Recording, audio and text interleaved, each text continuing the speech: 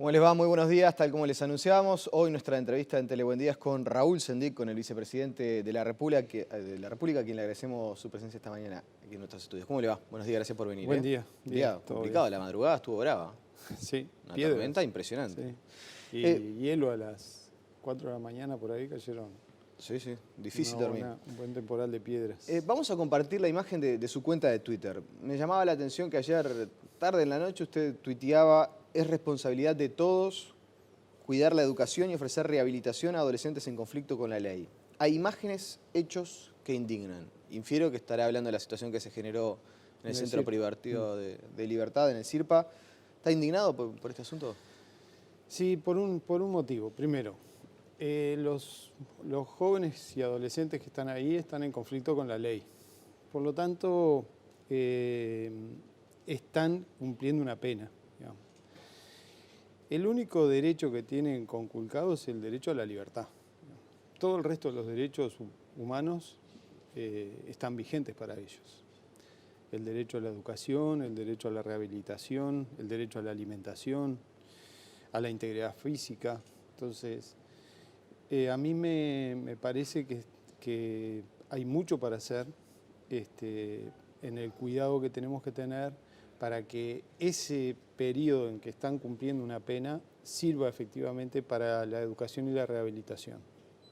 Yo estuve hace 2 días reunido con la presidenta del CIRPA y me decía que muchos de esos jóvenes en pocos meses salen en libertad. Y así, en esas condiciones, en realidad yo supongo que salen llenos de odio, llenos de rencor. O sea, no hay manera que podamos cumplir efectivamente con la rehabilitación y la educación que se necesita si el tipo de tratamiento que reciben es el que nosotros vimos en esas imágenes. Entonces yo entiendo que hay que establecer garantías para los funcionarios que trabajan allí, para que no corra riesgo su integridad, su seguridad, pero también hay que asegurar que el periodo en que están cumpliendo una pena, esos adolescentes y jóvenes, sirve efectivamente para la educación y rehabilitación que se necesita. ¿Y qué entiende que fue lo que falló en esa situación puntual? ¿Un exceso por parte de los funcionarios? Eso bueno, queda primero, claro a la vista del video. Ahora, es evidente que durante un buen tiempo no estaban, digamos, o sea que estaban porque se siente que los llaman, que les gritan, por lo tanto, y de pronto aparece un exceso de funcionarios, o sea, no sé, decenas de funcionarios que ingresaron en ese recinto a inmovilizar y a golpear a los jóvenes que estaban ahí, sacando incluso a los otros que estaban adentro de la celda sin necesidad de sacarlos. Yo no puedo establecer un juicio sobre todo lo que ocurrió ahí. Creo que además está en manos de la justicia analizarlo, pero efectivamente creo que hubo un exceso de fuerza aplicada sobre dos jóvenes que estaban en ese momento fuera de su celda. ¿Y se va a tomar algún tipo de acción por parte del gobierno para evitar que esta situación se pueda repetir? Obviamente. Usted dice estuvo reunido con Fulco. Yo estuve reunido con Fulco, no solamente establecer los protocolos que se necesitan, sino tomar medidas. Incluso creo que hay que trabajar mucho en la formación y en la educación del personal que trabaja en este tipo de establecimiento para que cumplan efectivamente con la tarea que tienen y para que a su vez haya mecanismos y sistemas de seguridad que garanticen su integridad, que garanticen que puedan ir a cumplir con su tarea y con su trabajo en forma segura, pero también que cumplan esos establecimientos fundamentalmente con el fin de educación y rehabilitación, primero porque estamos hablando de jóvenes, estamos hablando de jóvenes que si nosotros no actuamos en ese periodo de la vida para educarlos y rehabilitarlos, en realidad estamos generando una situación de delincuencia, de rencor, de odio, que después va a permanecer toda la vida. Entonces tenemos que ser cuidadosos de que en esa etapa de la vida podamos efectivamente cumplir con el fin de la educación. ¿Y le parece peligrosa la defensa que se esgrimió por parte del PIT-CNT en las últimas horas? ¿Es una peligrosa defensa corporativa de los trabajadores? No, yo no voy a calificarlo, me parece que el PIT-CNT está analizando y procesando esta situación, que me imagino que a los dirigentes del PIT-CNT los sorprendió tanto como al conjunto de la población.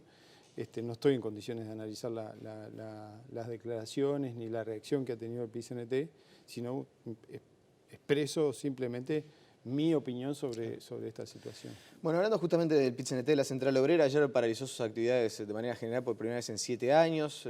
Se dice que fue uno de los paros con mayor acatamiento desde el 95. ¿Cómo lo interpreta? ¿Cómo lo recibe la señal que dieron los trabajadores ayer? Bueno, creo que se había anunciado, digamos, que iba a haber un paro. Yo creo que el PIT-CNT nosotros sabemos que que es el año en que se debate y se discute el presupuesto, se resuelve el presupuesto, sabemos. Yo estoy al frente del Parlamento, sé que en los próximos meses el Parlamento varias veces va a estar rodeado por movilizaciones, por marchas. Es un año donde la sociedad en su conjunto debate, digamos, cuál va a ser los recursos que el país va a tener para las políticas en los próximos 5 años. Y es natural que el PIT-CNT reclame, están preocupados por los niveles de inversión, están preocupados por la propuesta salarial que se hace. Por lo tanto, me parece que es lógico que haya un nivel de preocupación. Fue un paro con un nivel importante de acatamiento, es cierto. Pero bueno, ellos cumplen como dijo bien ayer Astori, ellos cumplen con su papel y nosotros cumplimos. Nosotros ayer justamente también estábamos analizando el presupuesto, pero yo creo que esto termina bien porque estamos trabajando en la elaboración de un muy buen presupuesto para el país en los próximos años. No hay margen para modificar las pautas para los privados más allá de las movilizaciones, del paro. No hay margen y ahora en estos días se va a comunicar, hoy creo que hay una reunión, se va a comunicar cuáles son las pautas para el sector público. ¿Y qué orientación tienen las pautas del sector público, más allá que no las quisieron dar a conocer hasta que no se reúne el Consejo Superior? Y lo que pasa es que vamos a esperar a la reunión que haya entre el gobierno y la representante de los gremios públicos, que va a ser hoy, porque consideramos que el otro día en realidad hubo un error. Cuando se comunicaron las pautas del sector privado, se comunicaron primero a la prensa, se hizo una conferencia de prensa, recién después se llevaron al Consejo Superior y se le comunicaron a las organizaciones representativas, tanto a las cámaras como a los trabajadores. Y en este caso no queremos cometer el mismo error. Pensamos que hay que enterar primero a los dirigentes de los gremios para que ellos las tengan antes que la demos a conocer públicamente. Pero como orientación general, en el pasado periodo de gobierno, por ejemplo, se había dicho que la prioridad era subir el mínimo de la administración central y como emparejar para arriba los salarios. En este periodo, ¿cuál va a ser la orientación general? No voy a entrar en detalles, no voy a entrar en detalles. Bueno, muy bien. Que me eximas de responder esa pregunta. Sí, Astori ayer decía a la salida del Consejo de Ministros que la prioridad, entre otras, iba a ser la educación. Hay ya una definición concreta dentro del gabinete, del Poder Ejecutivo, pero obviamente usted como nexo fundamental con el Poder Legislativo para alcanzar la cifra del 6% del PBI para la educación. Bueno, hay un compromiso del gabinete y del gobierno para cumplir con lo que se estableció en el programa del Frente Amplio, que es llegar a alcanzar el 6% para la educación. Y vamos a establecer los recursos necesarios para que en estos 5 años podamos llegar a ese porcentaje relacionado con que está relacionado al producto, es un porcentaje sobre el Producto Bruto Interno.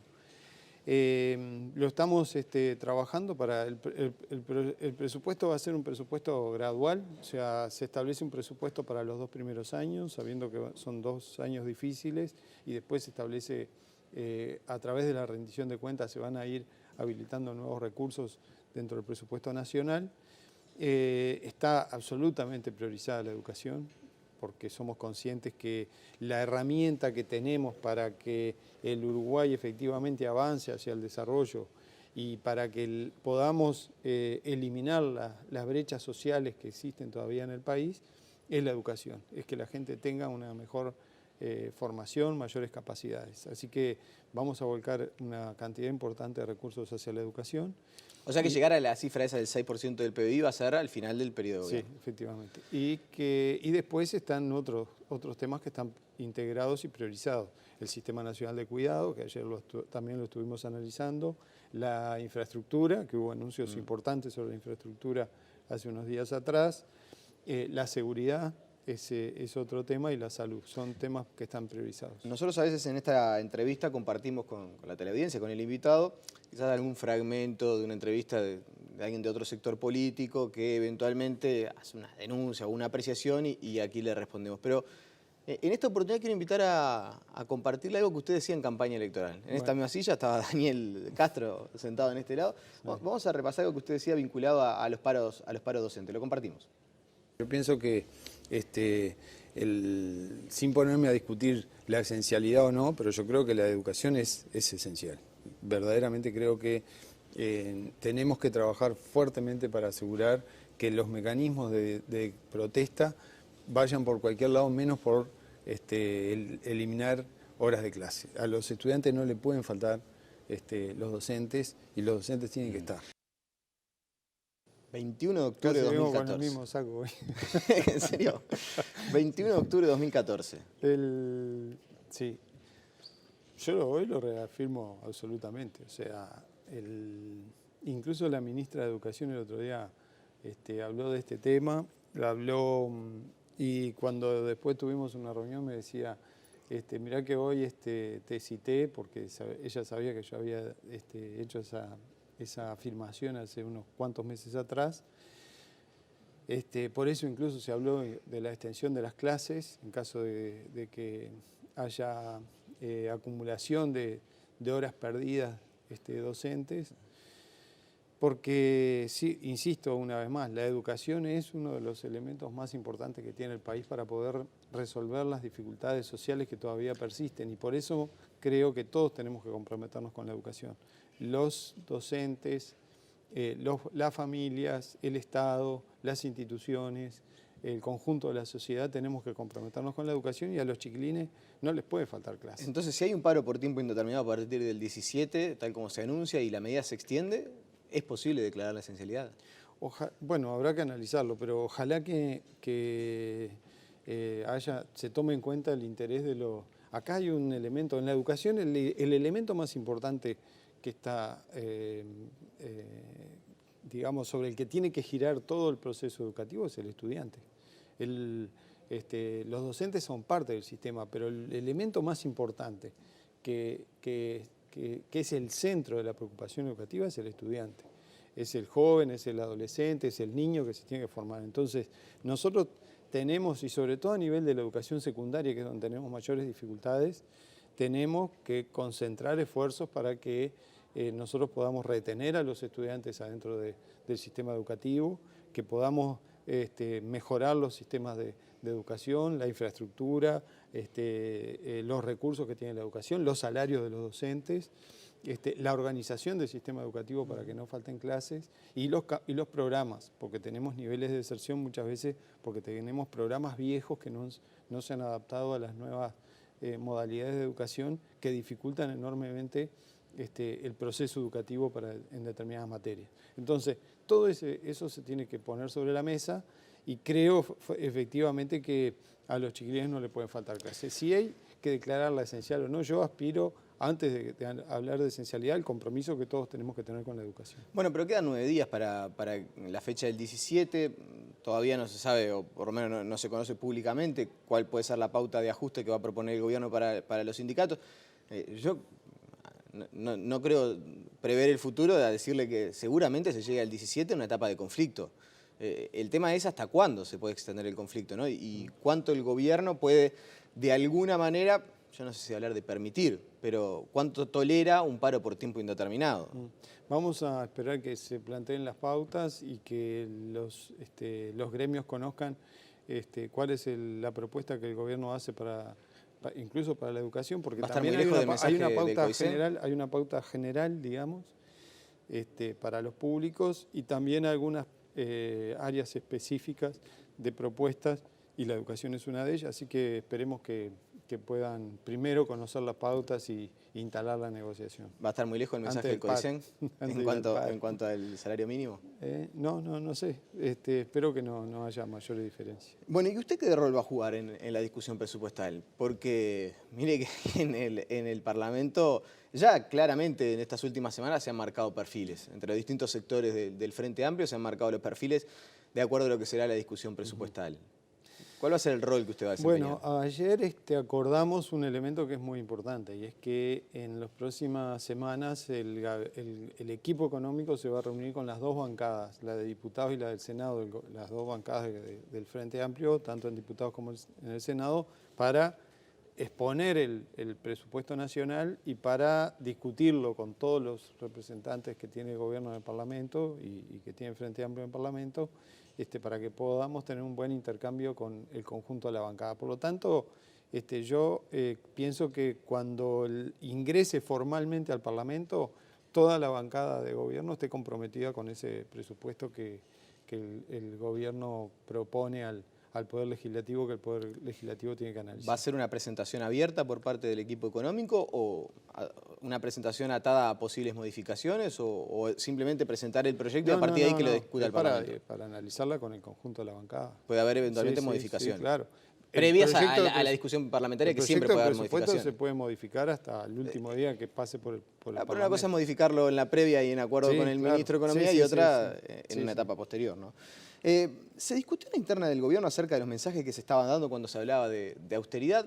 Por ejemplo, hay quienes dicen, bueno, el anuncio de la suspensión de obra delante de la arena trajo o instaló un clima que no era el que el gobierno pretendía. ¿Hubo un error en comunicación, por ejemplo, a partir de esa situación? No sé si hubo un error de comunicación, y tampoco se analizó, pero efectivamente el anuncio, digamos, sobre delante de la arena, yo creo que tuvo un efecto sobre determinados actores económicos y generadores de opinión pública, que inmediatamente se revierte con el anuncio de las inversiones que hace el gobierno nacional, con el cronograma que presenta sobre el Antel Arena, el nuevo cronograma de trabajo sobre Antel Arena, que en realidad no fue un cambio porque cuando yo salí a decir que el Antel Arena iba a tener un nuevo cronograma de obra, usted habló de un ritmo más lento, iban a tomar otro ritmo. En realidad yo lo había conversado la tarde anterior con el presidente de la República, lo habíamos hablado a las 6 de la tarde y a mí me preguntaron a primera hora de la mañana, porque estábamos abriendo justamente la urna de la Constitución de la República para que se iniciar la digitalización de la Constitución. Y ahí fue cuando me preguntaron y yo dije, no, la obra va a tomar otro ritmo, la obra no es, porque había salido en la prensa que la obra no se iba a hacer.